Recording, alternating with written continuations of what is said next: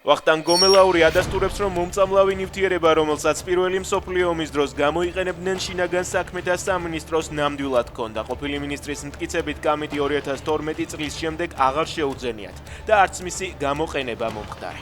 გომელაური სრულ პასუხისმგებლობას წინა ხელისუფლებას აკისრებს.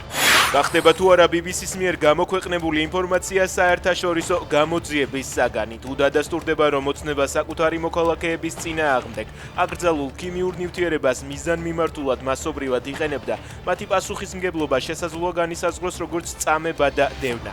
საერთაშორისო სისხლის სამართლებრივი შეფასების შემთხვევაში კი როგორც კაცობრიობის წინააღმდეგ ჩადენილი დანაშაული. დამოუკიდებელ საერთაშორისო გამოძიებას უკვე მიმართა 8 ოპოზიციურმა პარტიამ. ოცნება ბრალს სრულად უარყოფს და სიუჟეტში მყოფ აქციაზე დაზარალებულ პირებს აგენტებს უწოდებს.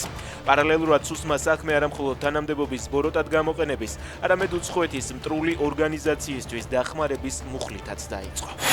გარყვნილების ახალი დონე ერთადერთი კითხვა ის არის, ეს თავად მოიფიქრეს თუ რუსმა უფროსებმა დაავალეს. მაგნიცკის აქტის შემქმნელი ბილ ბროუდერი BBC-ს გამოძიებას ეხმაურება.